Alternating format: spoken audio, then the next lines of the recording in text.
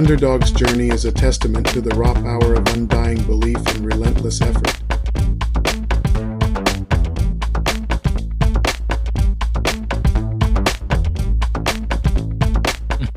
I see you're saying something. Yeah, like so only thing I edit is the beginning and the ending. So. Gotcha.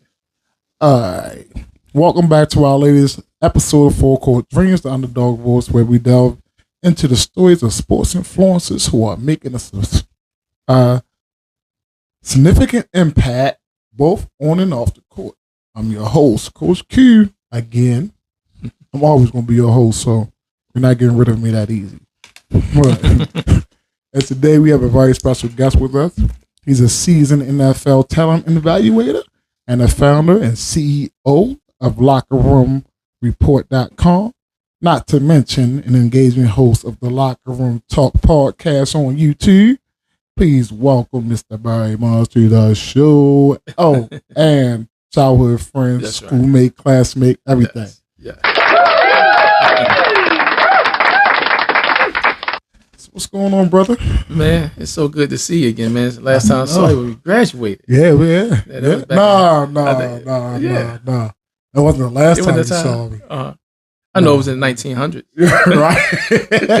Right. Wasn't it 2000s? Right. That was the last. Because I think, I'm not sure, but when I used to live on 28th Street. That's right. That's right. Yeah. That 28th did. Street. Yeah. Okay. Yeah. Yep. Who used to live on 28th Street that you knew? No, I didn't know anyone on 28th Street. It was just, I think I was just in that area at that time. Okay. That was it. But no one I know off the top of my head that lived over there. I know I didn't live over there. So you was visiting somebody over there. Over there on 28th Street. Oh. 28th and Alameda. Yeah. Oh. That end block. It was a buddy of mine named Carl Flagger. He lived not too far off Kennedy. Oh, okay. Yeah, that's what he saw. Yeah. Oh, all right. Kennedy Avenue. Yeah. I was just visiting. So thank you for coming in, man. And man, thanks for having me. It's a pleasure. It's an honor. It's good to be able to come on the show somebody who you know. Right. Instead of somebody, not saying I have problems with talking to somebody somewhere else in the country, but, right. Someone you lay back and someone graduated from school with. I know Miss Thompson would be really proud of you right now. Proud of us both, huh? Yeah. Yes, both of us. Proud of us both. Yeah. Wild days back in those days, man. School was, sheesh. Yeah. School was, and you know what? I'm appreciating school now. Because I teach now. Right. And I'm like, did I ever get my teachers this part of a way to go, man? Well, I don't think I did. Well, we was class clown. Yeah. But we was respectful class clown. Right. These kids aren't respectful. Yeah, we don't cuss out. We didn't cuss out our teachers and nothing like that. Oh my God. These kids, they cuss at you quick as I don't know what. Oh boy, yeah. And actually sound good too. Right. Like, are you grown? Like where you learn that from? You can't spell. Like, can you spell that? No. Or if they do spell it, right, it'll be the way how they spell it nowadays. Nowadays, right. Yeah. They spell like they text. Exactly. Oh boy. I tell my boys, whatever you do not text like you talk. Right. They text spell out every word. Every word. Man, I'll be like, oh my gosh, man, these kids these days, man. But yeah, thank you for coming on, man. So it's a pleasure. So let's get started. Mm-hmm. So let's start with your impressive journey through the sports world, because this is like a sports show. Mm-hmm. Gotcha. Based off of my book. Full Court Dreams, JJ's Journey in Basketball and Life. Make sure y'all go check that out. Mm-hmm. That's how all this came about. I see. And I wanted to give Underdawgs a voice. Mm-hmm. And I know for a fact that you, being an NFL talent evaluator, has met your fair share of underdogs, man, and help them get to the NFL. He even got the NFL shirt on. He knew he was coming here today. Oh yeah. Straight from the front office, where I get my gear from. So yeah, he knew he was coming there. I can find in the store. I say, I'm going to come and Steve. I'll make sure I come official. I know you better. Take me to the Super Bowl from next year. It will be in New Orleans. Yep. Yes. Yeah. Oh man. Yeah. Wow.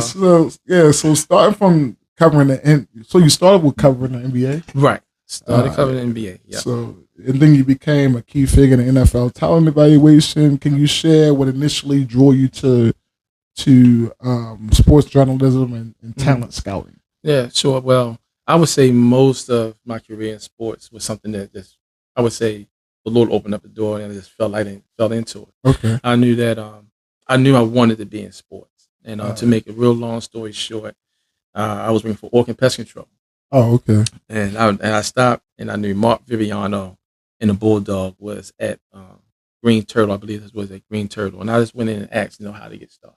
Right. And they, told me, about, trying to get in sports talk radio. I wanted to get in sports talk radio. Right. But I met a gentleman named Forrest Godwin, and he told me the way to get in is to write. And I did not want to write. As a matter of fact, I even stopped going to school for a while because I was afraid to write. Right. Because I had I'll never forget, in high school, I had a teacher that told me that if you're going to look to provide for your family or feed your family as a writer, you guys going to starve. And so that deterred me from wanting to write and even, to finish college. Right. I eventually did, but it like did something to me. But when I knew that I had to write, that's when I started, I created my own blog. It was through Hello World. Right. Something that Forrest recommended me get into. And so 3 months, 6 months passed, and no one was really reading my work until I get a phone call from a guy named Wendell Stevenson.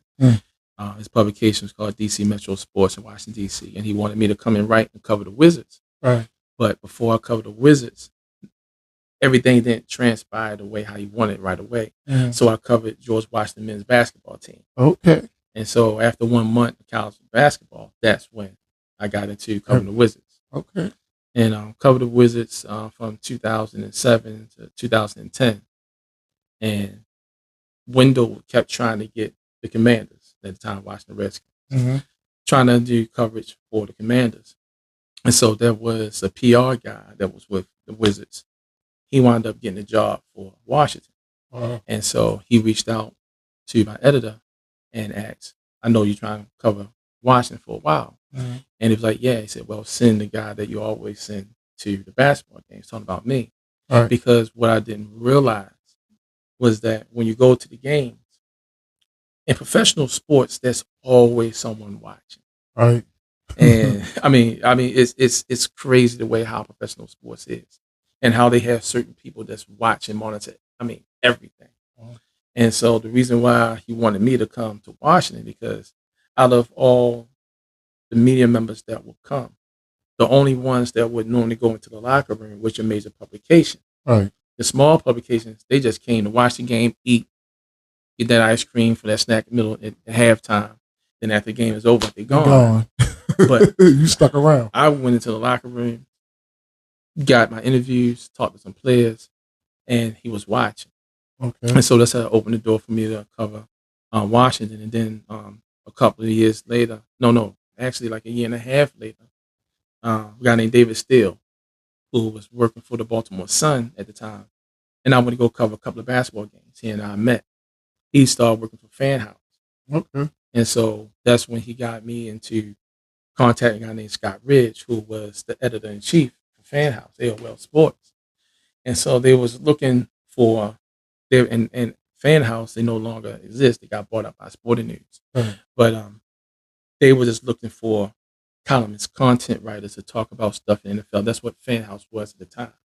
But going into 2011 season, they wanted to have division writers, because that was the time when the ESPNs and CBS started to have division writers. Right. And so I'll never forget, wife and I was ready to go on our first cruise. And I would contact Scott Ridge like almost for like a year trying to get in. And when he and I would talk, we would talk for a long time. But he always said, just stand by, just stand by. And so we ready to actually get on a Carnival cruise ship. And he sent me a text. Said, I need you to create a profile for the Arizona Cardinals.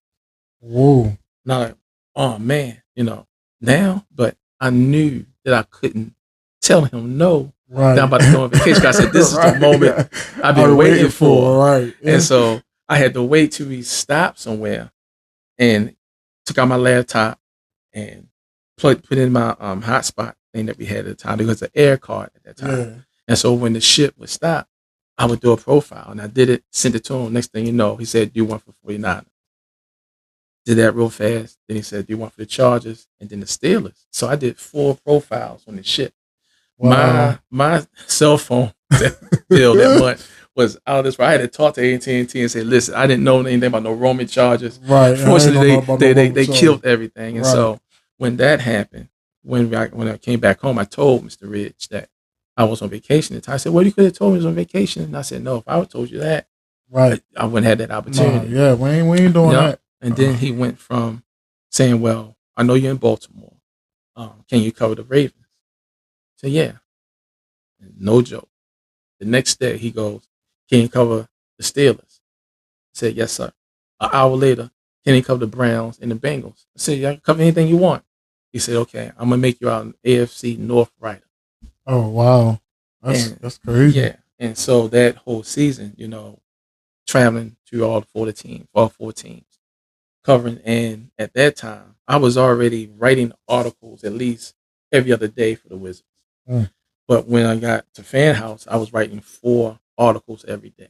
Oh, wow. Because it was always something new in the NFL with each team that you had to report. And another long story short, at the end of that year, the 11 and 12 season, before we started worldwide with the NFL news, we was at 35. Mm. At the end of the year, we was number 1. Ooh, so our NFL content was number 1 in the world for that year. And so things were looking up. And that's when I was thinking, okay, things will finally change. Right. I can get away from my everyday job. I was getting paid through Fan House, but now I can finally make a career. Right. Then all of a sudden, Sporting News popped up, bought them out. And so when they bought them out, we had this long meeting. All the writers around the country with Fan House. We had this big, conference call. And they said, listen, if you give us your resume, we'll give it to Sporting News somewhere to try to get you, to come and write, the job. And I was actually about to commit long term for Fan House, not only the AFC North, but also to cover the Wizards. Oh. Because they knew that I can write about both sports. Okay. But when that happened, I had an agent.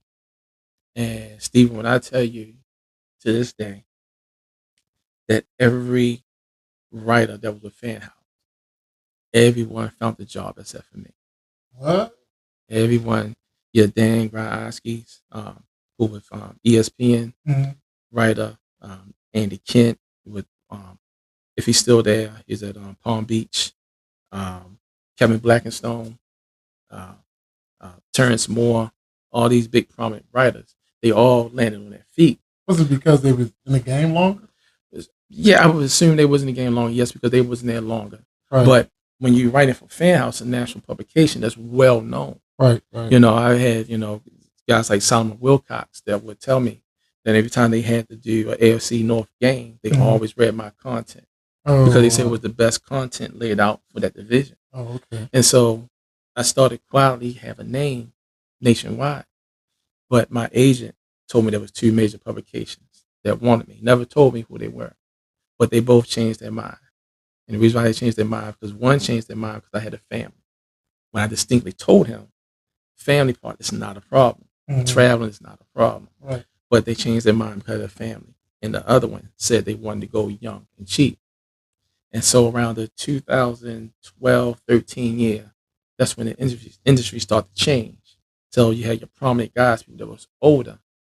To save money, they just started to hire young people. They would pay them like peanuts to do the job. Right. And so from that sounds like them. Yeah, it was, and it was tough. I was mentally in the blues, and so I wound up covering the Wizards game, and Wizards playing the Charlotte Bobcats at that night.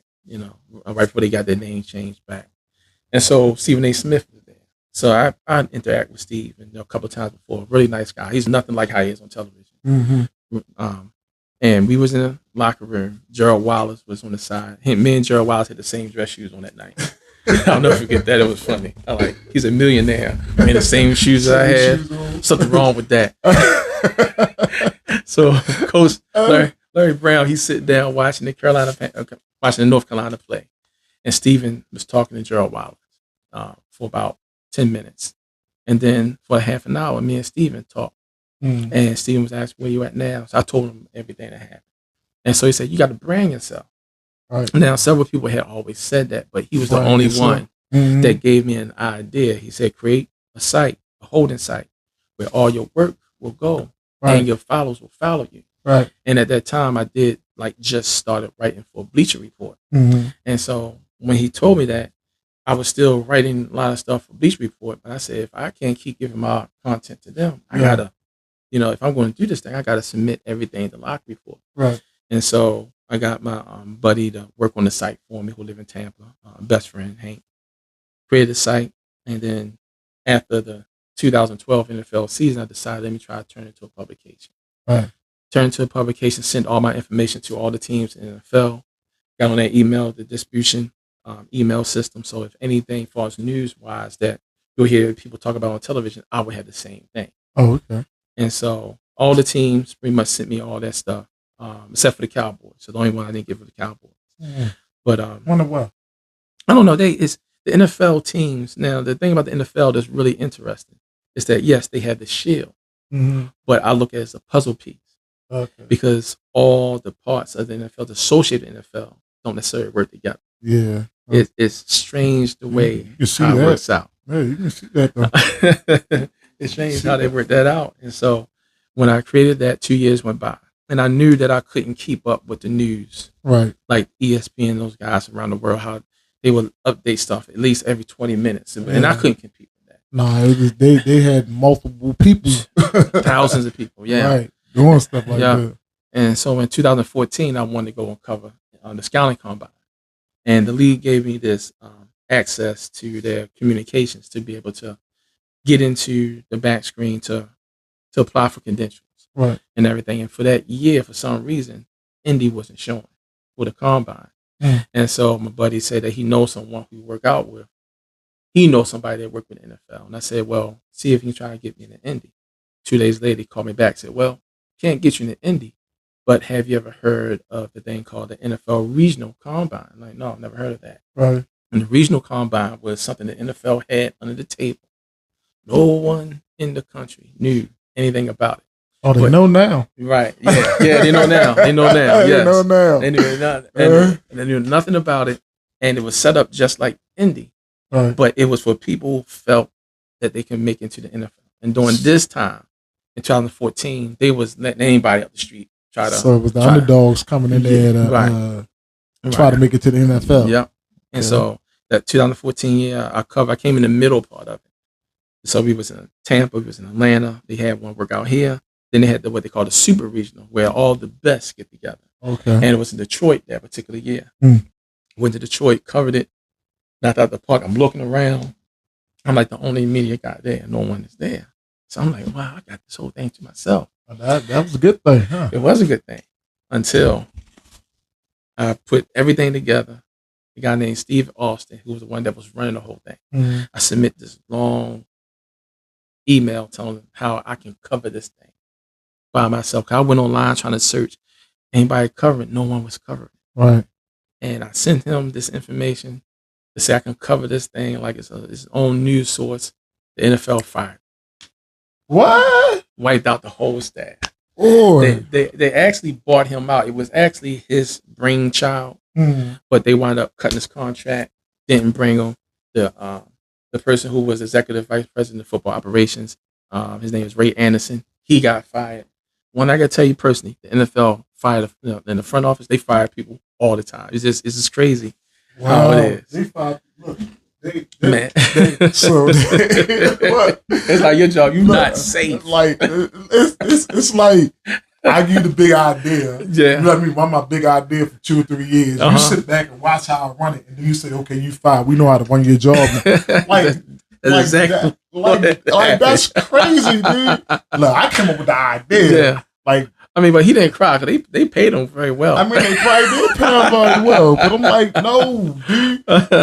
My thing is this: even though, like, unless you're older, like, and you start something, and when somebody want to buy from you, they know the value of it. Yeah. So they know now it's good.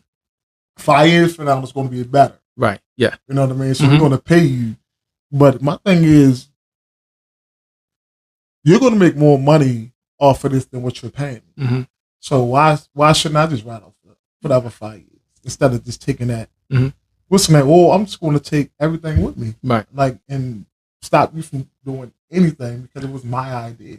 Man, it was because it had the NFL shield on it. Yeah, and they kind of purchased it from him. Okay, it became theirs, and so when that happened and everybody got released, I'm like, man, the person who I had a contact with, like, I got to start all over. And they hired this guy, Troy Vincent. I know who he is as a player, but he's coming in. You know, he don't know nothing about me. Right. And then when that happened, the underdog story went to another chapter. I was doing the driving job, and I was there. In fact, for 2 weeks, I was in the toilet thinking I should give up. I don't understand. And it was a guy named Wayne. He was like, bro, you're not going around telling jokes and stuff and anything. Like, what's going on? And I told him what happened. And I said, now, Troy Vincent, he's in charge. He said, oh, Troy, that's my boy. I'm like, what? I said, yeah, I know Troy. I did something with him a couple years ago with Play 60, NFL Play 60. I said, you still have his information? He said, yeah, I'll give it to you tonight. So he texted me his email. And so the next morning, early in the morning, I got up. I sent the same thing I sent Mr. Austin. I sent to him. Mm-hmm. A day later, he responded, said, I'll call you this weekend. So that whole weekend, Steve, the phone was attached to my hand. You like everybody that was calling you. I went to the bathroom with it. I went to church with it. I ate with it. Like, everything. I'm missing that phone call. I mean, for the whole time, I'm not making it up. The phone was in my hand. It didn't go nowhere. My wife said, he going to touch me. I'll touch you Monday. He going to call me at any time. Right. Never called me. He didn't call me that weekend. What? Didn't call me that. But I get home Monday from work. 4:00 on the dot, phone ring, and it had private number. I never saw that before. Mm-hmm. And I answered. I said, hello. I said, this is Troy Vincent. Can I speak to Barry? Everything, my whole world, just stopped. And I said, I'm speaking. And so I'm thinking he's going to say, you know, how you doing? How was your weekend? Be cordial. Right. He was like, what do you want from me? Really? And then my stomach just dropped. It was like, I was not expecting it. Right. And so I just put my shoulders down. I just said, I want to tell the story about the young man that had dreams to get to the NFL, but he had to go a different way. Right. I want to tell the story of the man that knew that he couldn't play in the NFL, but he wanted to be a part of the Shield. I want to tell the story of a woman who will never be on the field to play, but she loved the game so much. I just want to frankly tell the story that nobody talks about. The underdog story. And Troy, his exact words was, Brad, I don't know who you are. I've never heard of you until this past week. I didn't even know you was at the regionals. I never even heard of your publication. And then he paused and he said, but you're exactly the man who I need. Oh, that was good. And everything, it was like tears started pouring out my face. And we talked for an hour and a half. He was telling me, a lot of things that he thought that he could do when he first got in, he couldn't do because he had to play cleanup. Right. And so it was a lot of things he was sharing with me. And so I told him what I could do. And he said, well, let's continue to talk. And so all summer long, he kept, he and I would talk, but he will always ask me the same question. Do you own Locker Report? And I was like, yes. He will always ask that, so you're not affiliated with no one else. And I'm like, no. He kept asking me that. Never said why. And so when August came, he said, well, we're not going to talk as much because I got to take care of the duties of the playing season about to start. I had no problem saying, I'm going to stick to my plan. I'm going to submit everything to you. Like I said, I'm going to do. And he said, okay. And for that entire season, up to week 16, when Philadelphia had played Washington, I went to go and cover that game because Washington had one player that came from the regionals. I only went there just to interview him. Right. Then after that game, as I was driving home, Troy called me.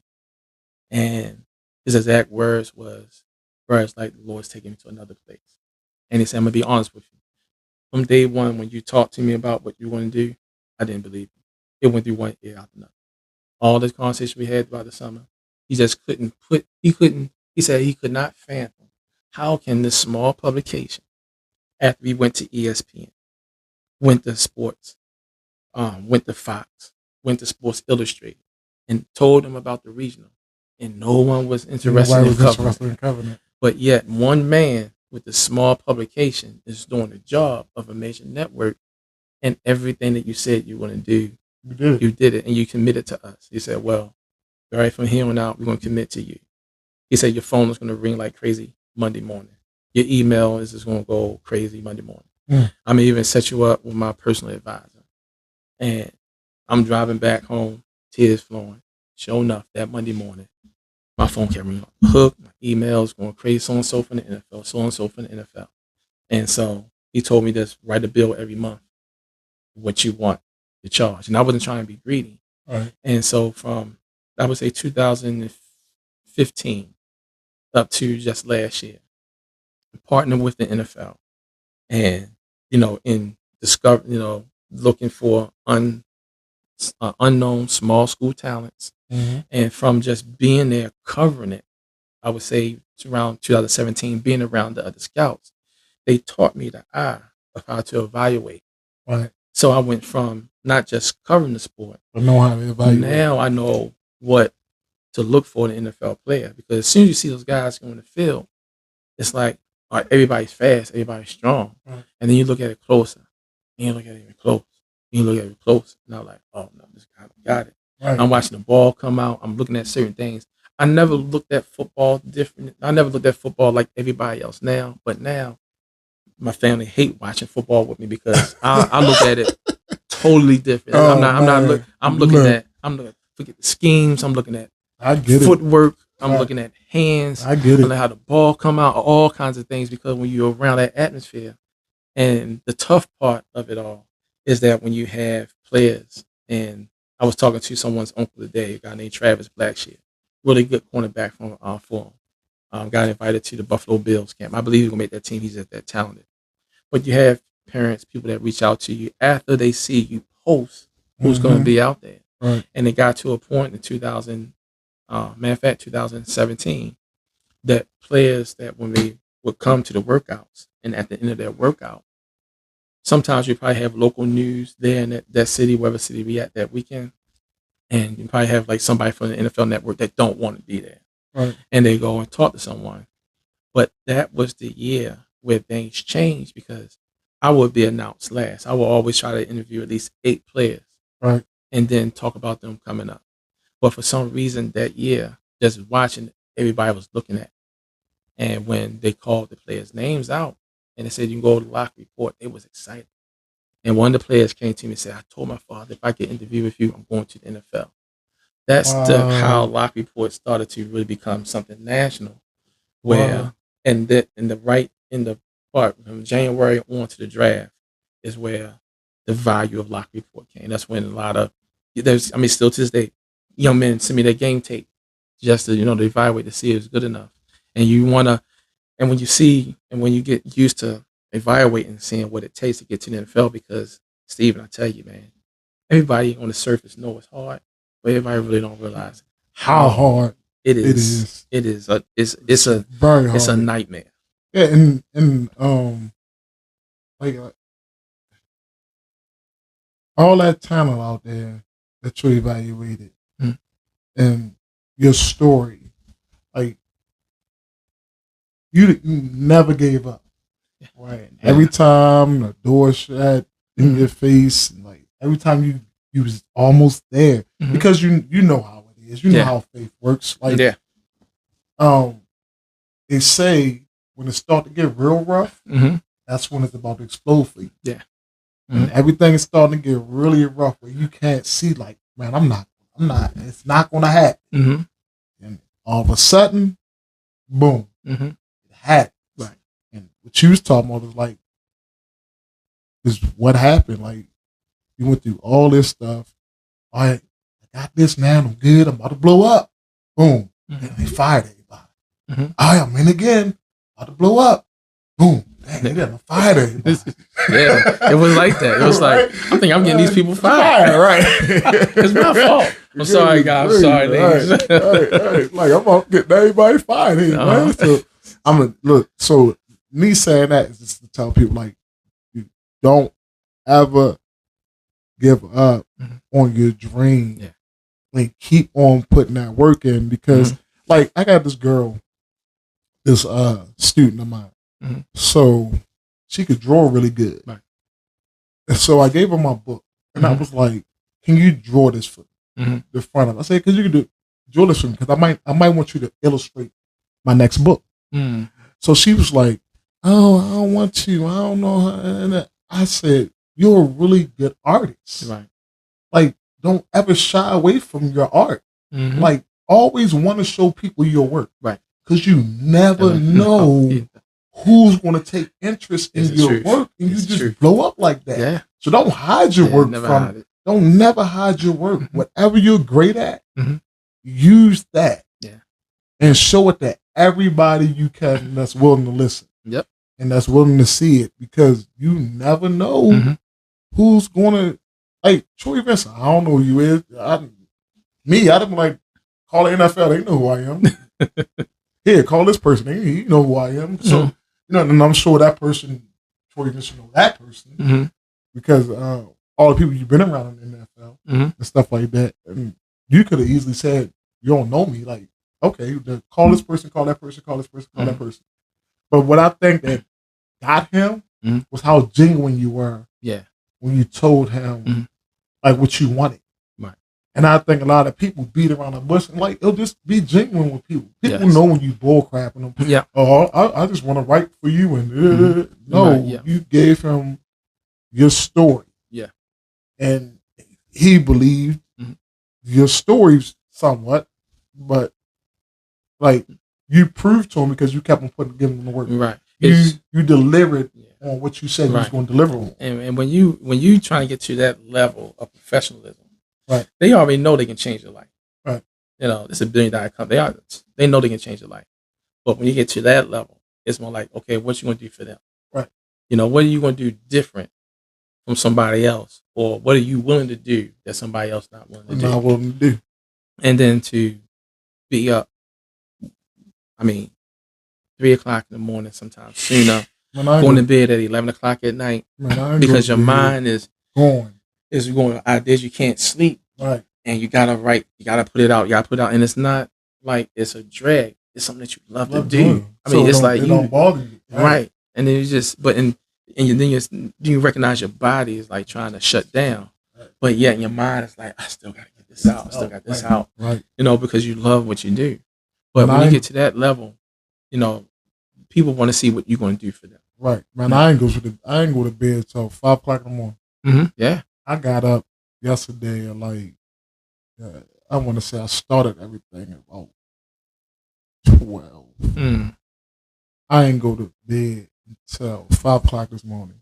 I woke up at 7. Got back on my computer. Yeah, it's like that. Started doing stuff again to try to build my store up and stuff like that. So again, like, do not stop working. Yeah. Like, make sure everything is professional. And again, showing everybody your work. Like, you don't got to show everybody, because some people don't. Yeah. You got some haters like, you ain't going to make it. You know what I mean? Don't catch your pearls before swine. That's true. Right, exactly. Right. So, but that hearing your story, man, this is inspiring, because, like, everybody I talk to, that's how it was. And that's why I like what I'm doing, and I want to put these stories out there so other people won't give up. Don't give up when the door is about to shut in your face. Somebody about to close that door. Stick your foot in that door, and like, no, it's not closing yet, or like, you can get 1,000 no's before you get that one, but you only need one yes. That's one. That's all. And then there's one yes. And we are examples, of that. Just give me that crack. And when you get that opportunity, you have to be committed to it. Yep. There's no sleeping long in the bed to like 11 or 12. I know, buddy. It's like you pulling from yourself to be able to what you're doing. Actually, you laying your body, your soul out for something that you believe in. Yeah. And now it's at the point, for us with the sports coverage, is that I believe in the players that's out there that need a shot. They need to get in front of scouts. Right. When they get in front of scouts, then it's on them. But I did my job to create a credibility that if the league sees something with Lock Report or Locker Talk, that okay, if Barry Bonds put his name on this player. Okay, this person is legitimate enough to come to our camp. So speaking of that, and that's a very fascinating start, man, and a very fascinating story. And so you transition from the role of an NFL Talent Evaluator, particularly for small schools, right? Mm-hmm. So what challenges and rewards come with scouting players who often are off the mainstream radar? Well, I would say the challenges is first of all, schools. Mm-hmm. When you have to contact a school to get information, if the information is not out there, meaning film or stuff like that, that's one challenge. But the main challenge that I would say out of all schools, HBCU schools, are the worst. Oh, yeah. I'm sorry. They're absolutely the worst when it comes down to sports. I'm sorry. My, look, HBCUs. Look.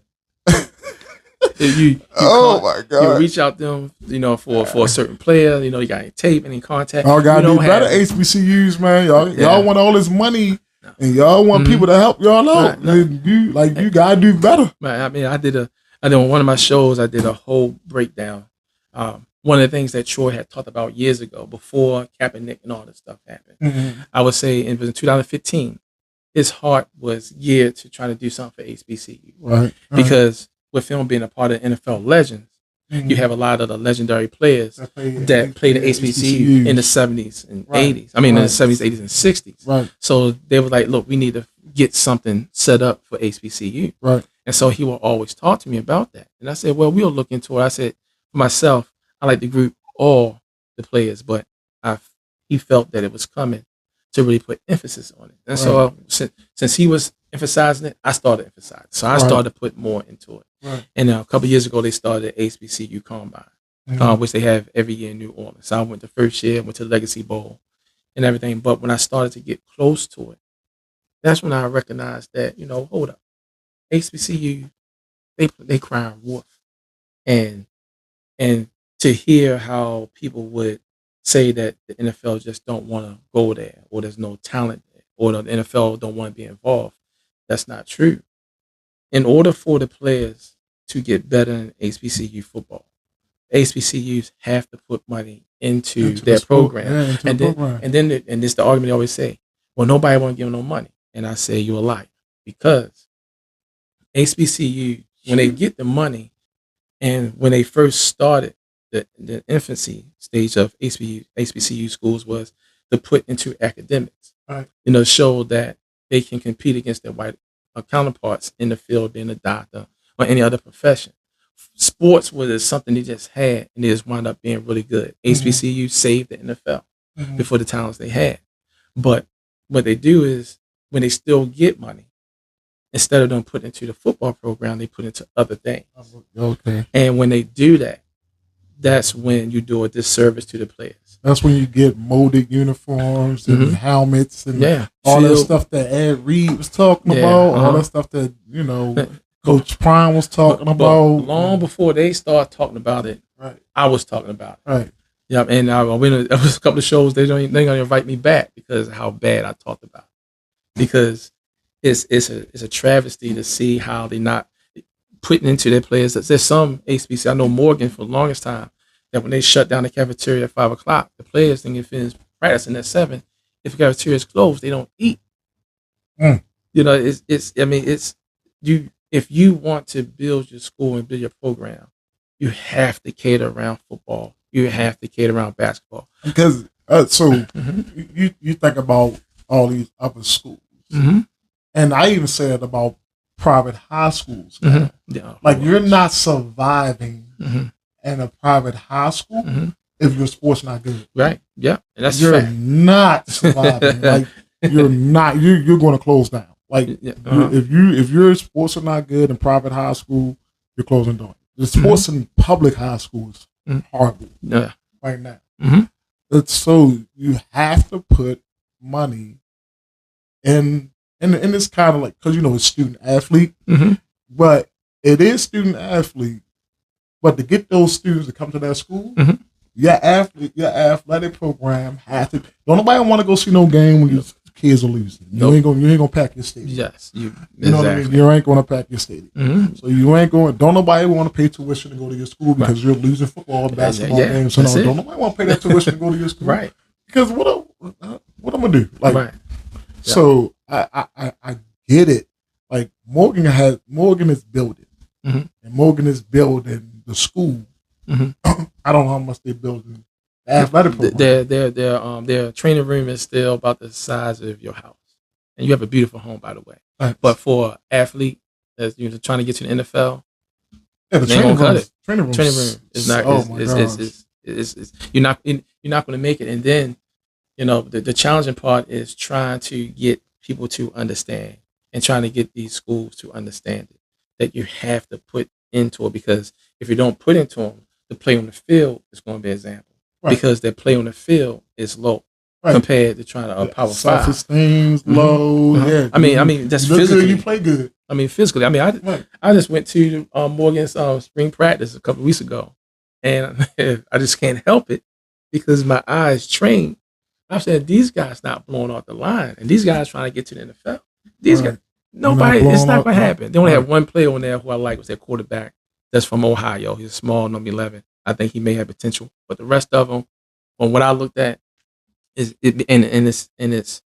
because of the school here not putting into the players, and I say that's the biggest challenge, to try to get people to understand that. And then when you talk to players, or sometimes whoever their friends or their family, they communicate with me, and to try to let them know that unfortunately, this young man is not NFL quality. And then you have some that's really good. Another challenge is when it comes down to small schools, you have a lot of quote unquote agents out there that's not certified. Right. And you have these guys that's going to these players, these small schools, saying, I'll represent you, but they're not certified. And in order to represent a player going to the NFL, the agent has to be certified through the league. So they have to go through this grueling training process that lasts almost an entire year. And there's so much to go into it. But when they certify, then you can represent a player, because if a player do not have a certified agent, a team is not going to talk to their player. No, despite how good that player is, if it's not certified, especially from a small school, you're not going to get in. No one is going to talk to you. And you have a lot of kids that get taken advantage of. And then when it's leading up to the draft, and they after their pro day, and they trying to get into a pro day, and I will ask, do you have an agent? No. Or if they do have an agent, are they certified? No, it was a friend of mine. And I'm like, and I said, and it's not the young man's fault. Right, he don't know no better. Right. And so you have people that take advantage of those players. So they're the challenges. But the rewarding part is that after you evaluate and you see on draft day, particularly on the third day, and you see a player who you on your sheet that you evaluated, get their name called. Right. And then after the game, then after the draft, you monitor for the next 3 days up to Tuesday, when the teams have finished inviting players to come to their rookie mini camp. And then you see a player who you evaluated, a player who you had talked to, been back and forth with. This year, sad story, a young man named A.J. Simmons from Albany University. He died the day before the draft while he was working out. He had a heart attack. And he was a defensive tackle. Was he at HBCU? No, he went to HBCU. He was at a small Division I school. Oh, okay. But he was one of those players that he would be in somebody's camp right now. So he was that good, but he died of a heart attack. Condolences to his family. Yeah, and a young man, Trey Walker, who got drafted by the Ravens several years ago. He died the following year after his rookie season in a motorcycle accident. Oh yeah. So he was one of my guys, and these are kids that you talk to, you touch, help them, give them advice, and then to see how they were able to get to that next level, get to the NFL. When they get into the NFL, I don't want anything. It's like, okay, when my babies made it, now I can follow their career. Right. I can do my highlights off of them, and then if I were to reach out to them, they'll respond back, or they'll send messages back to me saying thank you for your help. So when you get that gratification from the players when they don't have to, but to see it and then to experience it, and they thank you for it, even through the process. I mean, I can tell you, I mean, your show, I'd be here all day telling you some of the you stories. because that's how I feel. Like, especially when I get my girls into college. Oh man, I can and help them get into college. Mm-hmm. I don't want nothing. Right. I just and like only thing I want is a thank you. Right. I mean, and that's that. And a lot of people don't know that goes a long way. Yeah, yeah. Because I the only thing I ask my girls to do is give back. Mm-hmm. That's the only thing I ask them to do. When you come home from college, find a way to give back. Right. Like, because somebody helped you. So find a way to give back and mentor somebody else to try to help them get the way they want to go at. Yeah. That's the only thing I ask you to do.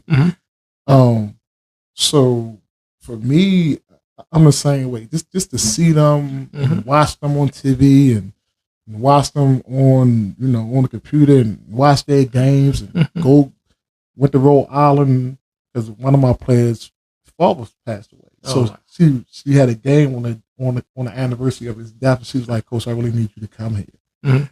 And I didn't care what I had. I flew to Rhode Island. Right. You know what I'm saying? To see her play that day. Right. And that was my first game. Nice, man. That was awesome. I know she enjoyed that. Yeah. So, and then her and another one of my players was playing against each other that day. Oh wow! And they close friends. They was on the podcast. Two girls on the podcast. Right. Together. That was them. Oh, that was them. Them two. Oh man. They played with each other. Yeah, right. It's awesome when you see it, when you touch it, and then like for instance, when Adam Thielen, when he was with the Vikings, and right before he became a star, they was at the Hall of Fame game where they had they played the Ravens that year, and after the game, went in the locker room and said, "Hey Adam, how you doing, man?" He was like eyes like bugged out. I was like, "Hey, what's going on, man?" I said, "Man, I'm so proud of you." But I said, "Man, I've been working with my routes all summer. Even without the ball." He was telling me all the stuff he was doing, and I said, "Man, I think this is going to be your breakout year." He said, "You think so?" He said, "Let's keep on doing what you're doing. You're going to break out." And then he finally was able to get his breakout in the middle part of the season when two of the receivers went down. He had to play against Green Bay Packers in the raining game. And he had almost 200 yards. His whole life changed. When he signed that big deal, it was like I was a part of that. Right. When one player with, I'll say his name last, at one of the workouts, I'll never forget it. Young man come to me on the side, like, Coach. They will always say, Coach. Coach, it's cold in here. And can we do anything to make it a little warmer? And I looked at him. I said, it's 70 to 80,000 people. You playing in 30-degree weather. Your team needs you on the field. Let's say the seats are not working and it's not warm and everything. And the crowd is loud and you're on the road. Are you going to worry about how cold it is outside? Right. And all of a sudden he straightened up. I said, look, forget how it is out here. Get out there and do what you're supposed to do. Don't stand on the sideline sitting down. Stay loose. Keep warming up. Take your earbuds out your ear, which he did. Let's focus on what you need to do. Don't worry about how cold it is. Because if you say that to the wrong person and you say it to one of these scouts here, and I told him, I said, these scouts here, they're not looking for talent. What they're doing is they're trying to see who they're going to eliminate. Right. You are in an eliminate situation. Right. These teams, they have their stars already. They just want to know how they're going to help them to build that depth on that team. Right. And when he said, wow, I didn't think about it like that. The player I'm talking about is Kenneth Moore, the second for the Indianapolis Colts, the cornerback, number 23. Yes. Who was actually the best slot corner in the league for the past couple of years. It was that young man there. So speaking of Kenny and Adam, like you also helped over 170 talented players reach the NFL, like Adam. Yeah. And Kenny Moore. So can you take us through the process of discovering such talent and what it feels like to see them succeed, as you've been saying, at a high level? Well, the process is if you reach out, sometimes like say we got to reach out to the school, and a lot of the schools are really good giving you the information that you need. A lot of the players now, they actually put their own videos and stuff together and put it out there on their social handle, so it's a little easier to find them. And then after I look at their tape over and over again, I look at their tape, then I go and look at their schedule for not just their senior year, but their junior year. See who they played, what level of competition they played against.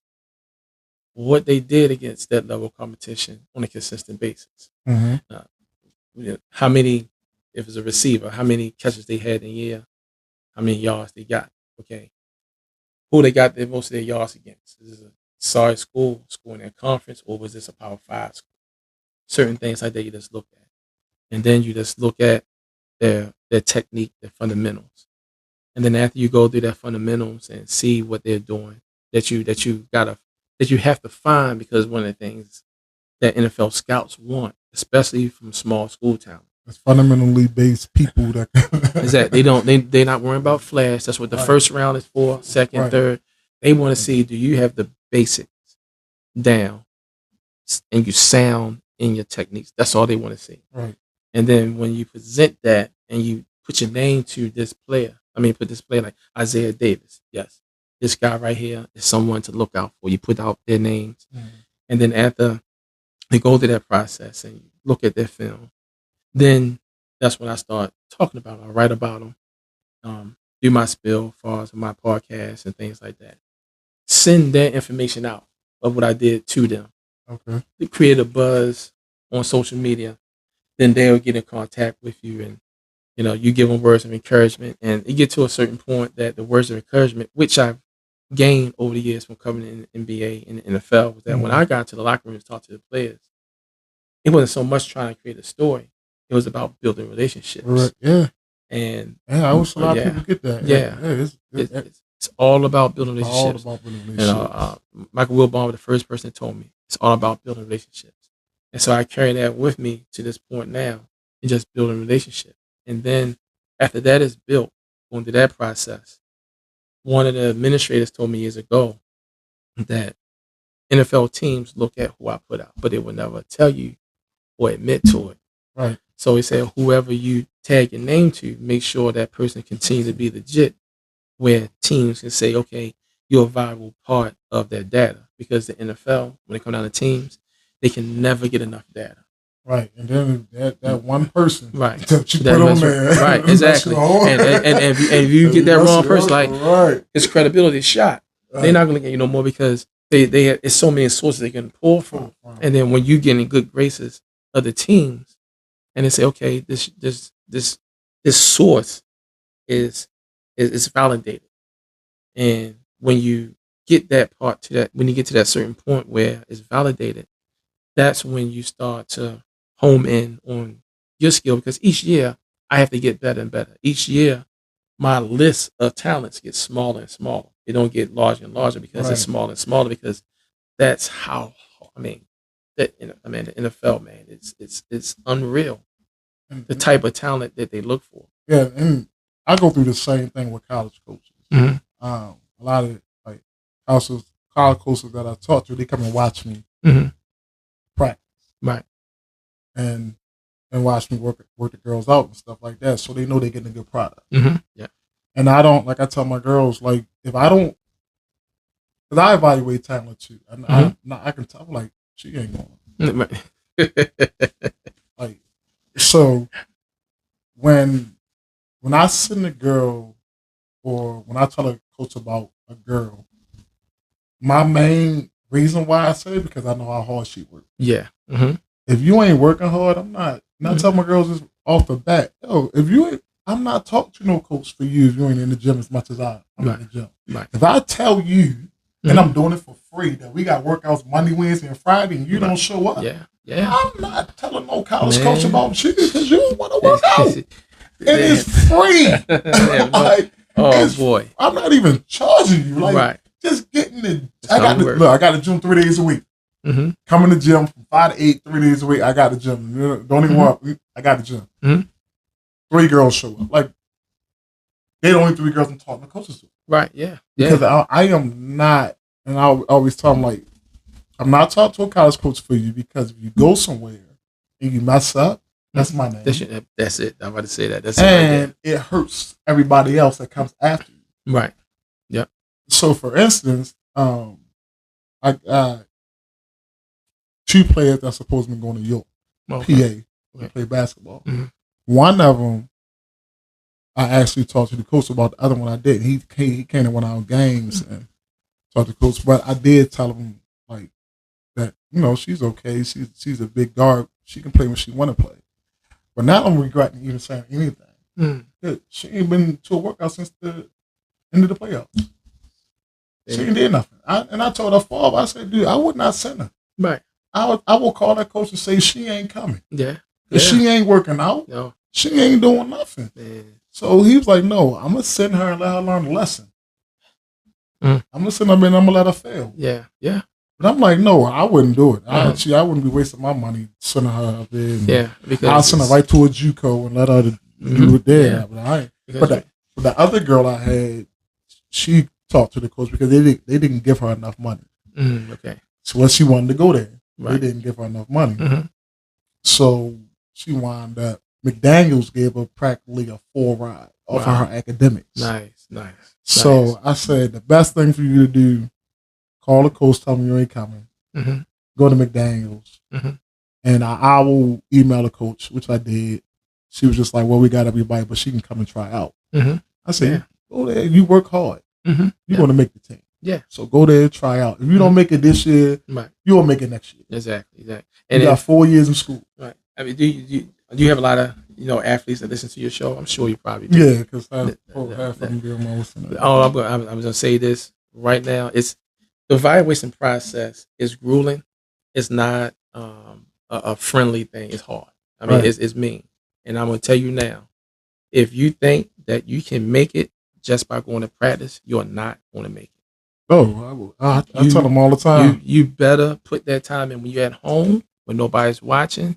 Put the phone down, turn the TV off, and work on your craft. Get out there and work on your footwork, on your basketball, work on your dribbling, work on your footwork. Move in space without the ball. Do all those little things away from practice. Because I promise you, it will show up. Yep. It will show up in practice, and it'll definitely show up on the field. I got some 6th and 8th graders. So we can't practice. We couldn't practice yesterday because of the election. We can't practice Wednesday. So I told her, I said, you can sit home and lay down, take your basketball, and just work on your phone in your bedroom, shooting the ball up to the ceiling. That's what Dennis Rodman did. Right, and just work on your phone. Like, that's muscle memory. Yeah. So when you get on the court, it's better because that's when we practice. Yeah. Like, you can sit down and watch TV and do that. Like, if you want to keep the TV on, keep the TV on. Yeah. You do that 30 minutes a day. Yeah. That's it. And you don't have to work away from practice for hours. If you want to, it's great. Right. But a good half an hour, like my son, he's an old lineman in high school. His dream is to get to the NFL. Right. And the worst thing is to have a father who evaluates talent. Oh man, because he's telling you everything. I wear him out. I say, you want to make it? You want to get that? And I have to be hard on him. Right. Because you have to understand that where you're trying to get to. Yeah, you ain't getting there sitting on the couch. Dude, there's thousands upon thousands of players out there that's better than you. Right. And they trying to get there. And they trying to get to the same spot. The same spot. So what are you going to do different than all those thousands and thousands and thousands of players? Yeah. And these kids don't realize that. I'm like, and I tell my girls this too. Like, don't wait for practice. Yeah. Like, I tell them, why don't y'all just go outside and play basketball? Like, call each other and say, Mom, Dad, can y'all take us to the basketball court? Yep. Out here is a basketball court around every corner. Yep. Like, y'all live right by. Just say, Mom, Dad, can we? I'm gonna call such and such. I'm gonna tell her mother we gonna all go and just go out to the basketball court and just play. Excuse me. Use your imagination. Yeah. And that's how we got. Yeah. We ain't have trainers. Yeah. No, we don't train. What? Shoes? I need some shoes. I don't need no shoes. What? We put them on. Play football on the street. Yeah, for real. Yeah. I mean, so growing up, we used to get tackled and hit by a car. Yeah, right. You call for a catch, somebody hit you, boom, you how hit many up times these boys hit the curb because they want to see me dive and call me to catch the pass? So you can't go to the court. Build a court. Get a crate. Cut it out from the bottom. Get a wheel. Cut all the spokes out. Yeah, that's it. There you go. There you go. Like, that's it. Like, they don't want to go outside, man. Yeah. But the ones that's making it are the ones that's doing stuff outside of practice. Yeah. And I also tell them, watch the game. That's another thing. Yeah, watch the game. Study the game. Like if you're gonna be in the house watching something, watch what you love doing. Yeah, exactly. Like, That's how you learn. Watch what you love. Like I'm learning how to do stuff on here. Like, and I watch videos about how to do stuff. You know what I mean? Yep. So got you. If you love something, man, watch that. And I also tell them, like, even if you want to be an engineer, why not start now? Yeah. So take a computer and start playing with it. Man, you got so many videos. These kids got so much access. Man, they have no idea that you can be an engineer and don't even go to college.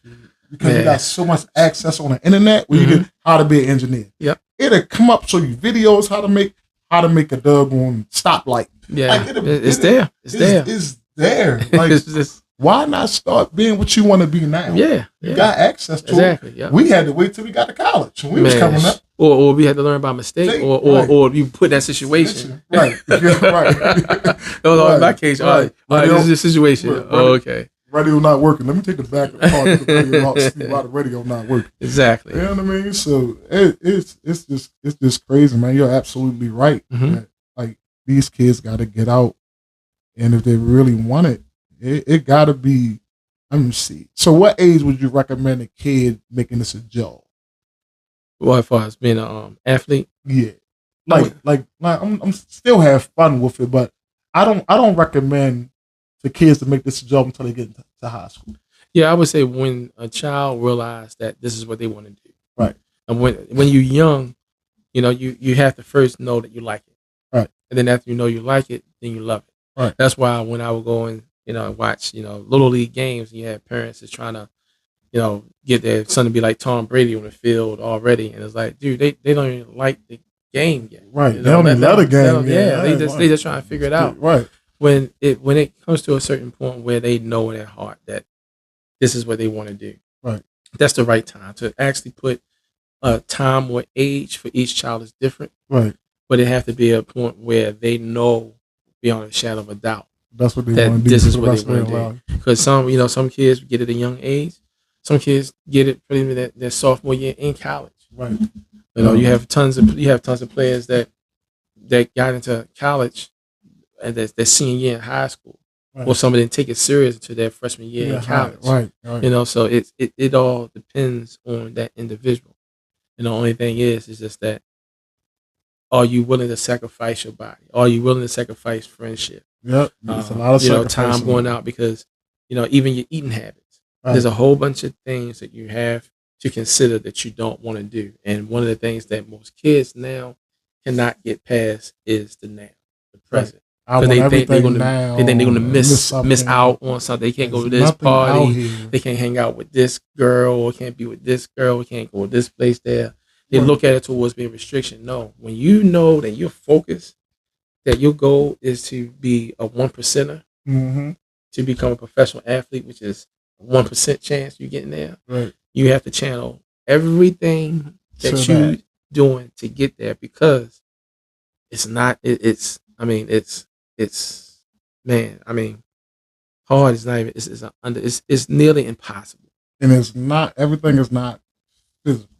You have to be mentally prepared. Yeah. Or the mental part is all. The mental part is because you might not. Yeah. You gotta be willing to go through this whole process knowing that you might not make it. Right. And the thing is, you say to yourself, you don't want to say you might not, because once the moment you put a little negative thing in there, it'll multiply. Because then you'll say to yourself, well, I wasn't expecting to do this anyway. No, you technically have to be all in. Yeah. Especially mentally. Right. But you have to be in. Yeah, but my thing was like not to say that to yourself. Yeah. But you have to know. You understand what you mean? Yeah. That all this work that I'm putting in, it might not lead me to where it's going to lead me to something. Because one thing it's going to do is going to make you more disciplined. Yeah. So you're really not doing it for nothing.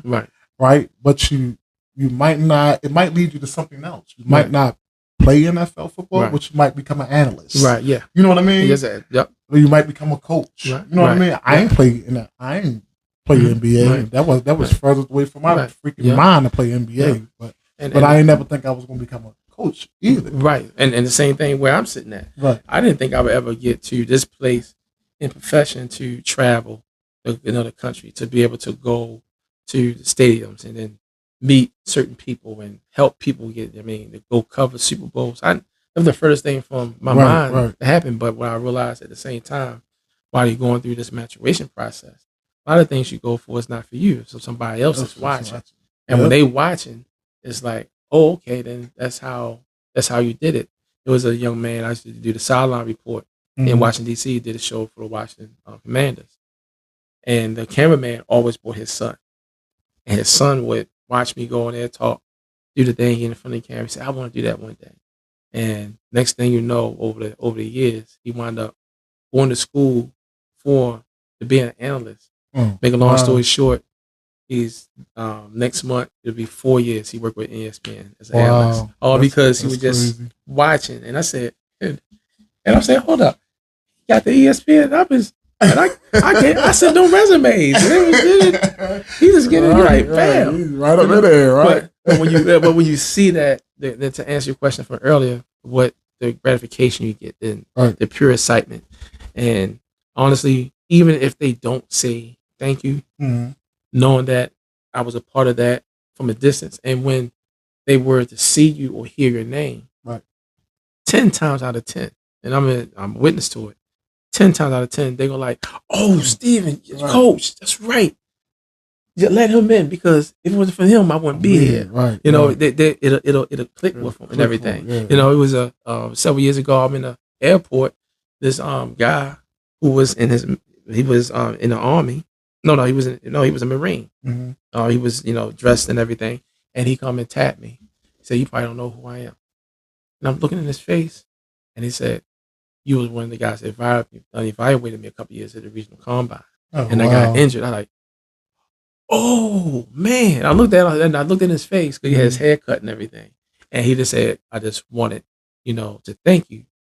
When I saw you, I want to say thank you, because you helped me to exercise everything, all my options, and it really showed that, okay, if I didn't make it, I'm not going to feel bad, because at least I tried." Exactly. And he was able to get what's that word that I always say that he wanted to get?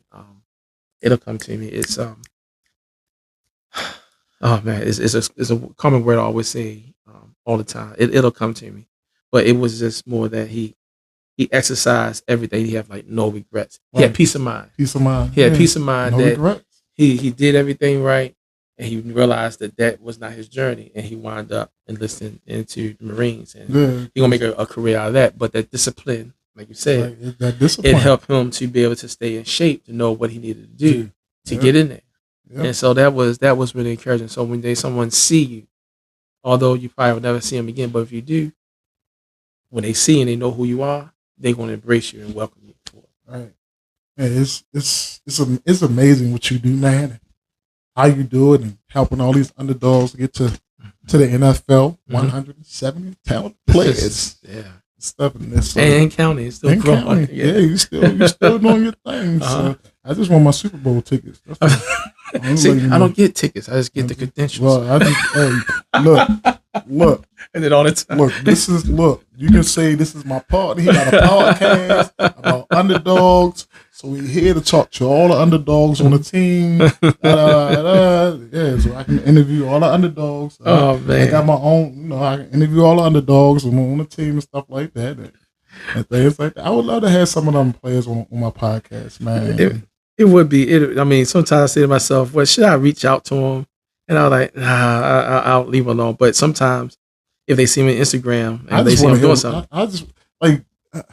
So there's some pieces that when they was at, he's one of the players that's undrafted. So I followed all the undrafted players. So I interviewed him. That's Gibson for the 49ers. That's Brock Purdy, all those guys. So he was able to get my shots with him.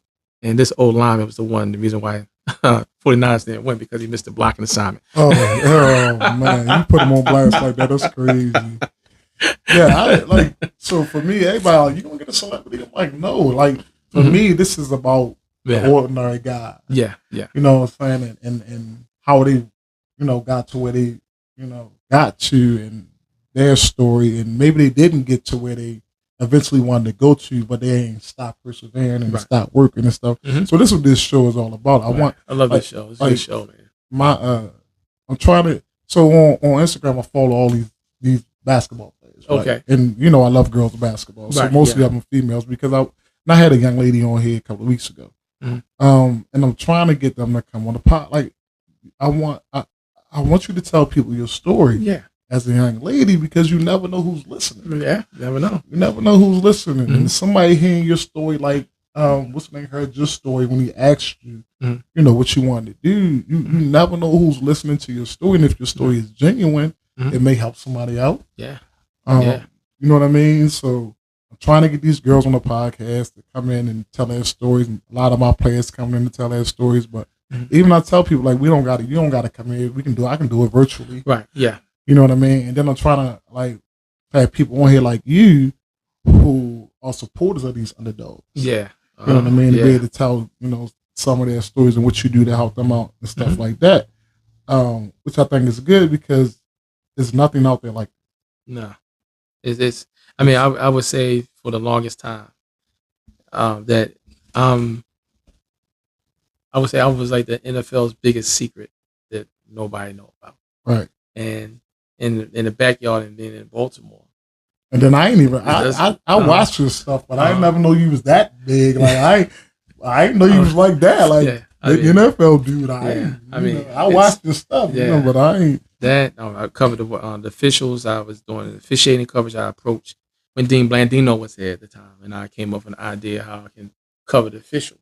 Right. Humanize their story. Right. The executives, they said it was a good idea. So I would say about 4 years, I went to all their clinics. Mhm. I sat in all their meetings, and I tell you, those meetings are so intense. They would have the officiating mini clinic in May, Mhm. but in July is when we'll go to Dallas Oh, okay. and have the big one there. Like the mini clinic is where the officials, they can voice their opinion. They still have the training and things there, Mhm. but they have more of a voice. When Okay. July come, everything's in place. That's what we're going to do.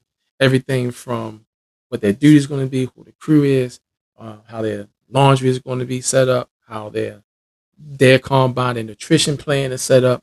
All kinds of stuff is laid out for them. So that's why them guys 80 years old they run up and down the field because of the nutrition Dwayne program. Carlisle, like I say, my guy Dwayne Carlisle, he put together a nutrition program for them several years ago, and the nutrition program is specific to every individual official that's associated with the NFL. Oh wow, that's and crazy. he makes sure they monitor what they do, their intake, based off of their age, their health, whatever they have going on as far as physically and mentally in their body. He put together a whole nutrition plan for every individual official. It is the way how these guys are catered and how much is put into them.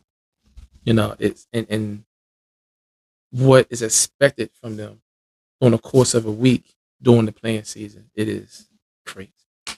That's another show. Man, I learned a lot now. Yeah, so I get to brag.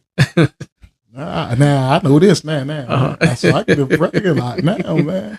So, who's your top 5 players that people do not know about right now that they should be on the lookout for this up and coming season? Okay, Isaiah Davis is running back for the Jets. Okay. That dude is phenomenal. This young man, he have a funny name. His name is Thielen Lobar. Came from New Hampshire. It's an exclusive, y'all. Y'all heard it here first. Exclusive. He's with the Raiders. He's a running back, but he can do everything. Catch out the backfield. Okay. His footwork is the Raiders get a new quarterback, right?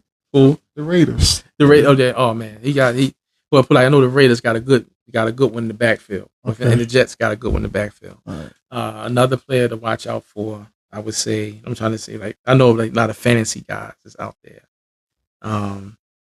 You have a guy named Joshua Cypress. Okay. He got picked up by the Atlanta Falcons. He's really good. The Chiefs, they got a young man who came from St. Francis, Iyabi. Oh, okay. He's a linebacker. He's someone to watch out for. There's a defensive player. Travis Blackshear, Fordham University. The Bills brought him in. I would say out of small school players, his IQ and his technique is the best I've seen in years from a small school. Oh, wow. But he's definitely in an uphill battle, but he's at a place where the Bills need some back end help. All right, so yeah, y'all heard it here first. That was an exclusive, so look out for those guys. Yeah. You only get all the exclusives here on Full Court Dreams, the Underdawgs voice. So, see that? Mm-hmm. The NFL's best kept secret is on my show. Nah. See, you don't know who I know. You got some good people. You got a good arsenal there, buddy. You don't know who I know. And so, before we wrap up, I'd love to hear more about your current projects. What can listeners expect from your Locker Room Talk podcast, and what's the next for Locker Room Report? All right, no problem. Well, Take the Room Out is just Locker Report. Oh, Locker Report. And Locker okay. Talk, yeah. Sorry, don't worry, when Talk. people see Locker, the Locker Room Report. Okay. Come on, just So Locker. It's Locker. Is this Locker Report? Yeah, Locker Report dash. But I'm actually ready to shift from the writing part and just put more to the podcast and Locker Talk. Okay. Because now, cool. As far as the editing of the videos, like I have a much stronger handle with that. Okay. But what to expect now is since the draft is over, when July start to move, get closer to July, we're gonna revisit the guys who I evaluated this year. That's in the NFL. Out of the 28 players that I evaluated, 20 of them made the NFL, whether they got drafted or they got signed as an undrafted free agent. Good. And so when July comes, we get closer to July. Now it's going to see who's still on the team. Oh, okay. And then when it starts, who's on teams, give a report about the players that's still there. And then when August comes, that's where you'll see my content of highlighting plays from undrafted players, where I highlight weekly through from preseason 1 all the way to the Super Bowl. If you're undrafted, I'll do highlight reel every weekend for it. And then at the same time, is where I say my pre-look, and I have this thing called my outlist. My outlist stands for overlooked unknown talents. Okay, it's a list of players who I would highlight in the beginning part of the season, like a pre-look, and then I don't visit those kids again until after the college season is over. So when July comes, that's when I get the ball rolling. That each week I'll put something out of players to watch out for, and give love to those undrafted players in the NFL, because when you see highlights, you only see the highlights of the big name stars. Right. But to get you familiar with the glue of the teams is these players that's undrafted. And you're seeing more and more of that in the NFL and in basketball. Like the guys that nobody talks about is shining now. Yeah. The guys that everybody talk about, not so much. Yeah, and the thing about it is funny. The funny part about it is that when you look at a telecast, most of the people you see on TV that's giving the play-by-play or the individuals that go and talk about sports on NFL. I mean, they talk about NFL. You probably know this already, but they don't know the game. Oh, half the people don't know the dude. They literally don't know the game. And we get the same report. Now I get the same reports that everyone on national TV get, and I can see what they're reading word for word, knowing that they're reading word for word, but not really going and doing their own, I would say, research or analysis of certain players. Somebody else doing so a lot of times it's funny. The analytics guy, he doing that research. And it's funny. You see a player like Austin Eckler. When they saw him on the field the first time, it was like Austin Eckler. They don't know who it is. Right. And then when the commercial break, then they go back and talk about him, because now with that commercial break, someone give all the information about it as if they knew this young man the whole time. They have no idea who these players are. That's why, they would literally hate me if I was an NBA analyst. I I will be on television. Yo, can y'all refs please call that a travel? Like that's a travel. Like why you letting LeBron walk from the half court all the way to the goal and ain't dribble the ball? Like are y'all gonna call that refs? Like see, like, they would hate me as analysts because I can't stand stuff that's like right. I'm a stickler for rules. Like it's a call it. It's a just call it. He done took 10 steps and you ain't called travel. And it's funny for me. It's like because the officials, because my relationship that I had with those guys. If I see something on the field and it was missed, I just get real quiet. And people who knew that I was covering the officials, I'll get a text. Right, you mean to tell you didn't see that? I would say in their defense though that the NFL have what we call blur speed. What I call blur speed. When you look at football on TV, you probably already know about this. Yeah. That it's already slowed down. Right. It's fast because if you look at football on TV in live speed, you'll miss everything. Oh yeah. And when you go to a game and you're in the nosebleed seats, you see how fast it is. Yeah. But the closer and closer you get, it's faster. Yeah. And it's faster. The first time I was on the sideline when Washington played Tampa Bay, it was on the preseason. I was on the sideline. It happened so fast. I went back to the press box because I almost got it dizzy because of how fast it is out there. Wow. And to the credit of those guys, when they actually nail a good call on the field, I have to salute them. But the human element is the part that the league don't want necessarily get rid of, but at the same time, they know they have to get better at it, because it happens so quick. And sometimes a play can literally happen in front of you. But these guys, man, it's and then during the course of the season, you have your preseason speed, then you have your September speed, October speed, November, December, and each playoffs. month and play. Oh my goodness, it actually gets faster and faster. And for these guys, for the majority of the time, get it right. I commend them. When they mess up or they have an error, I can understand because it's like, man, I mean, people just have no idea of how fast when you blink. Mm-hmm. When we watch football and people say, "Well, why are you running up the hole? Didn't you see all those people there?" Right. No, you can't. Right. No, there's a lot of people in the way. The player's designed for you to hit the A gap, hit the B gap, and you gotta go. Don't even think about it. Right. And you hit it, but to the credit of the defensive players, they're so fast and they recognize and they study film too. They'll close it up. But those guys like a Barry Sanders, who can actually manipulate or actually react in live time, that's rare. Right. When you see like Lamar Jackson, somebody like that actually improv on the field. This is something that's not rehearsed. This is just all muscle memory, and it's something to like praise for. And I'm telling you, kids, how do you improv on a football field? Just by going outside and playing football. That's how you improv in a doggone football game, in a professional game, by being outside. Because you improv all day long when you're outside playing the game and just to be playing it. Like you improv a whole lot. So when you get into those situations, you're like, oh, I've been in this situation before. I used to relive this in my head. The call was coming and I spit and moved that. Right. So you know how to improvise. For one last thing before we go. So US is the USFL now? Oh no, there's UFL. Oh, so it's UF. Yeah. Good or bad for NFL? I love it. The only reason why I say it's good because I'm going back, to some conversations. Don't worry, I'm gonna let all the secrets that I had discussed with them.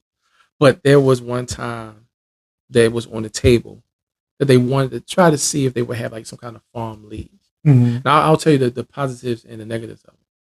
The positive of the USFL is that it gives opportunity for players who have a dream to get to the NFL to actually put some tape out to try to get to the league, and players who were in the league but something happened as far as injury or didn't work out in that system to come to this league to better their craft to get another opportunity to get the NFL. And then you have the other set of guys that's professional athletes that still can be a professional and get paid to do what they love to do. Right. So as far as the player aspect, I think it's great. Okay. But the downside of it is that right during the season of the football season, when it's time to transition into training camp, one of the things that the NFL worried about and did not want to create a farm system was that you didn't want to have the product beat up before the season started. Right. Because it is a very physical sport. Right. And then if you wind up getting hurt here and you try to transition to the NFL, it's not gonna make it. The other part that makes it, tough, and it goes to small school guys. Before the spring league came, small school players had this a little bit percentage higher to actually get a chance to get to the NFL, because right after the draft, come in the rookie mini camp, try to make the team. If they didn't make the team, they could probably go to the Canadian League, right, and then try to get better, and then eventually come into the NFL probably 2 or 3 years later. The Canadian League is still around. Yeah. Oh, and that and the CFL is really good too. They still a tier. They still a tier underneath the NFL, but it's still above the USFL. So it's still above that. Okay. And with that part, with now the new spring league, the small school guys that would probably normally have an opportunity to at least get invited to a camp, they won't lean to them because somebody in the spring league have tape now. They pretty much worked on their craft a little bit more, so they're going to be valued higher than that small school guy that we had the opportunity a few years ago to get to the NFL. So that's the balance of the negativity. Sound like the transfer portal. Sound like the transfer portal. The basketball. Well, not. The only thing is that's different is that, first of all, the reason why I say it's not like a transfer portal, because you're not going to have a lot of NFL guys that's going to clamor over UFL guys. Yeah, I'm talking about because like now, and nobody is really recruiting high school players unless you top 100. Well, for now the basketball thing, I can imagine. That's a nightmare. I can imagine. So nobody is recruiting, and I'm trying to tell these people, like, man, dude, you better go where you can just go, because don't be trying to go to D1 like, don't think it's D1 a bust. You know what I mean? So these kids sitting home because if I ain't going D1, I ain't going nowhere. You dumb. Yeah, you need the best way to develop your skill set is by playing.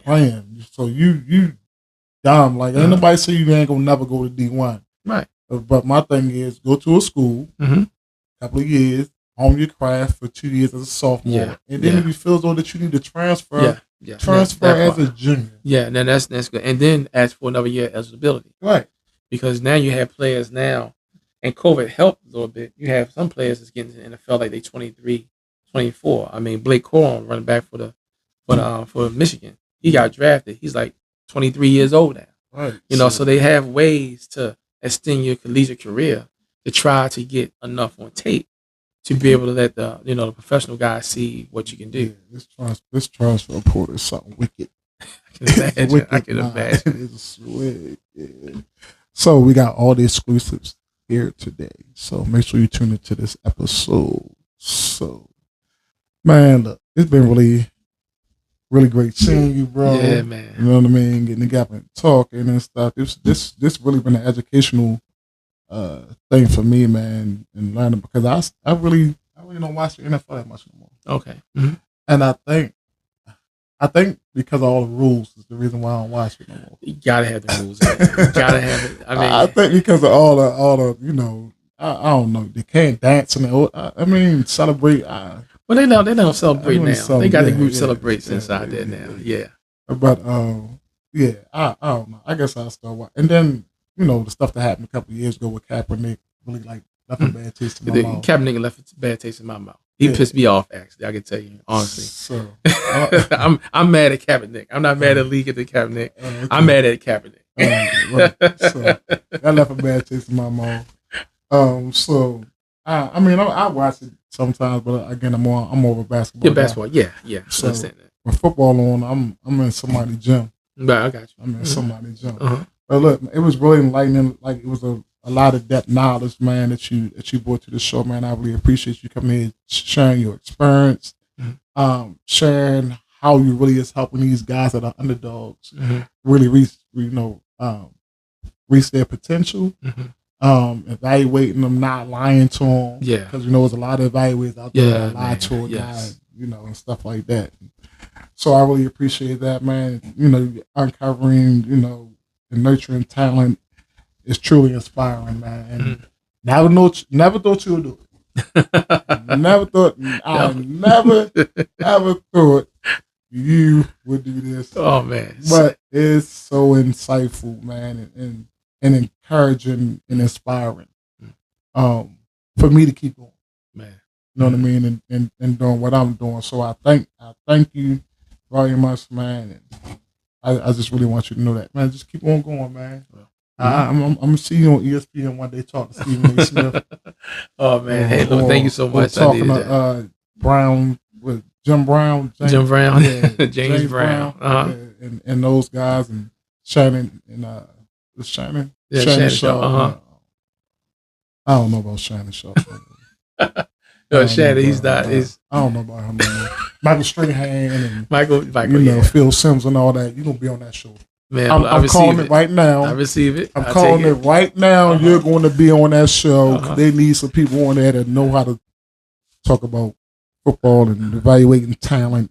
Oh man, I receive it. So, Put me on Fox. I'm saying that today. Fox News, ESPN, y'all need to be inviting this man on y'all shows to talk about sports because he knows how to. Especially y'all should actually have a segment for that for small school. Look, NFL, get it right. Like have a segment for these called the Underdawgs segment. I don't care what you call it, but highlight these guys, man. That's really coming up, and they got to really fight to get to the NFL. They not the sons of Jerry Rice. They not the sons of Martin. They those guys. You know what I mean? Yeah. Because if I'm corrected, most of those guys don't work out. Most of them don't. I mean, Jerry Rice's son, his Brandon, he got drafted in the 6th round. Yeah, he. I mean, it's like I would say, the process for the NFL. It is grueling, but I can still say with confidence that it is the way how the system is. It's kind of fair. I mean, it's like you really. Despite your name, you have to have some talent. I mean, you had Jeremiah Trotters' son. He got drafted in the 5th round. You had a lot of former NFL players that came in this year's draft, but they got drafted late. You know what? Whatever happened to Barry Sanders' son? Barry Sanders, his son wasn't good enough to make it to the NFL.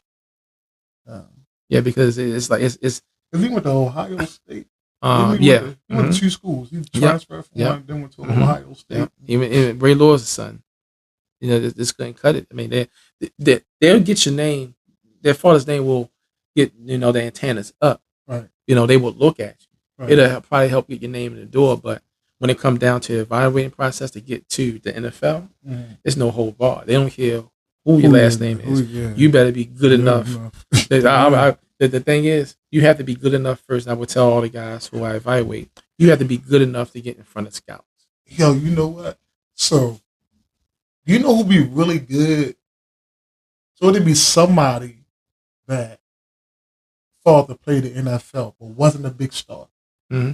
Yeah, and his kid be the one that be good. Yeah, I mean, it's a lot because I'd be like, I didn't know his father was a quarterback in the NFL. What the hell? Yeah, what was that? I'm like, right. And now he's a quarterback in NFL killer. Right, that's Devin Booker. His father played in the league. I didn't know his father played in the league. He was like somebody like that. Like, I don't know. I never hear that dude father playing quarterback for no. He got a Rams uniform. You see him throwing. Yeah, these are old pictures. Like, oh, that's him. That's his father. Like, his father. Like, oh my gosh. Like, I literally was at. We went to. My wife graduated from Alabama. Okay. And one of my friends' daughters that I coach, her brother played for LSU. Oh, okay. Oh, wow. Her brother name is Greg. What's their last name? Right on the tip of my tongue. He's a middle linebacker for LSU. Oh, okay. What the freak is Greg's last name? Is he in the league now? Or he played in the league? No, he LSU. Linebacker now. Oh, now. Oh, okay. I think he probably gets senior this year. Greg. Now with most of the Power 5 guys, I didn't follow most of those guys because I'm always into the small school guys. Yeah. So but when you have a Power 5 school, somebody like that, they gotta be something. But at the same time, you have, I mean, the talent part, you still have a lot of Power 5 school players that don't get drafted. Right. You know, yeah. Well, Greg, good man. Yeah, Mm-hmm. LSU. But so we went down to Alabama to watch the Alabama LSU game. Uh-huh. And more because my wife graduated from Wisconsin. Mm-hmm. And this is when I think it was about 2 years ago. Mm-hmm. Greg was a freshman. Mm-hmm.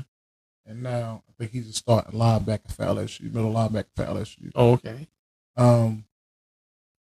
Who was sitting in front of us was I forgot the quarterback name, but he was a good quarterback in the NFL.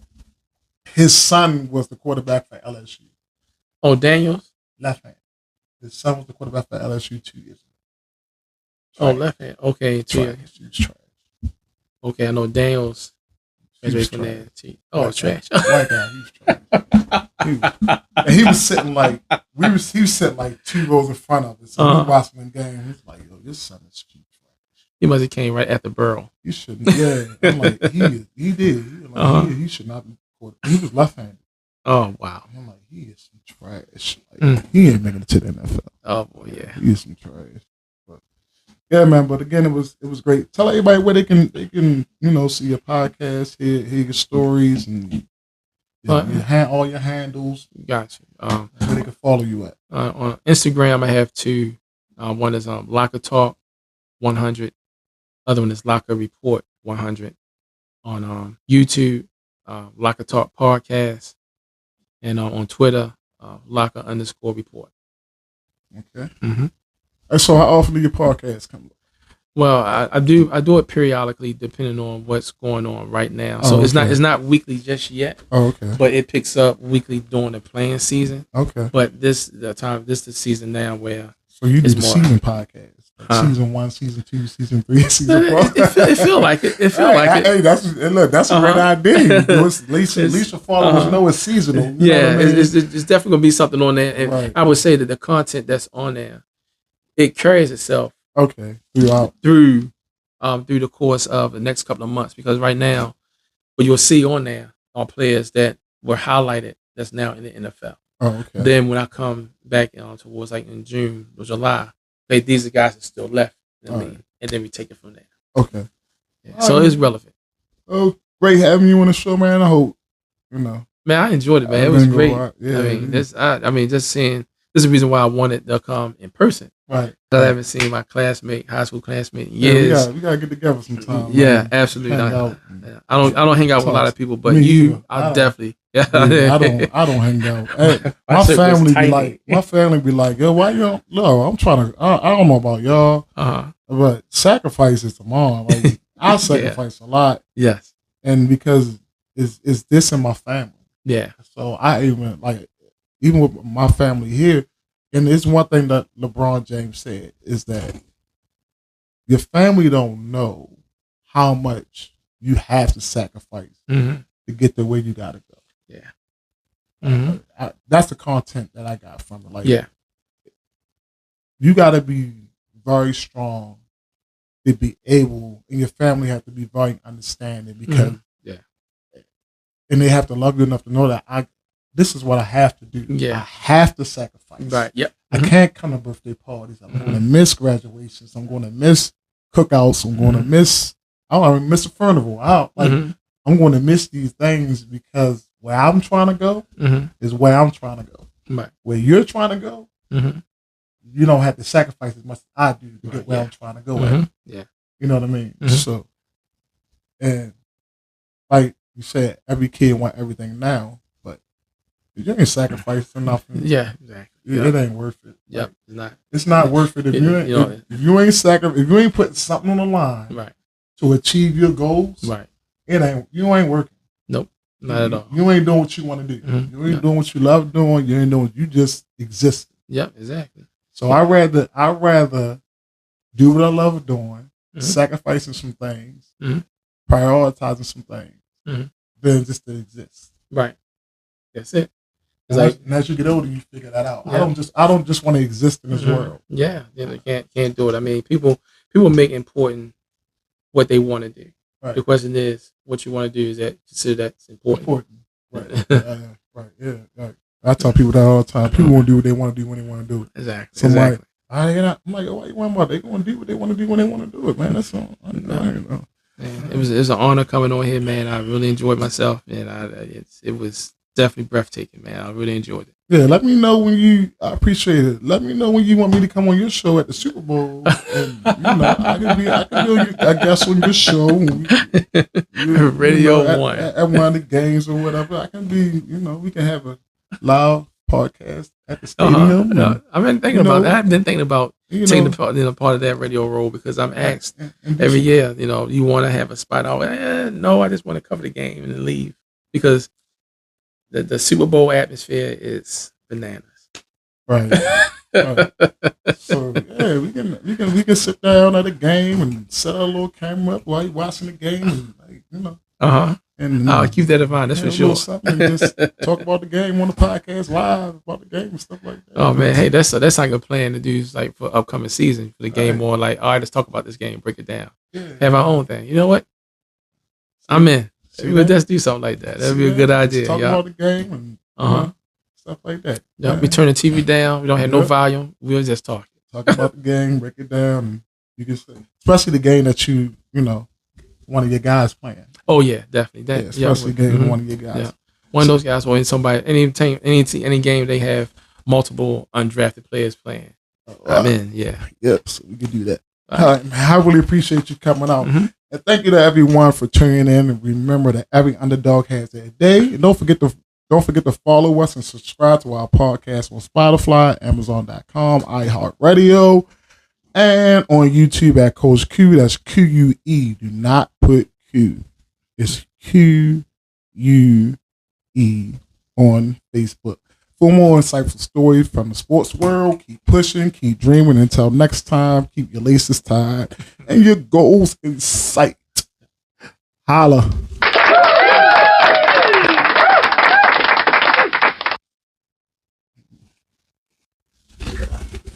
All right.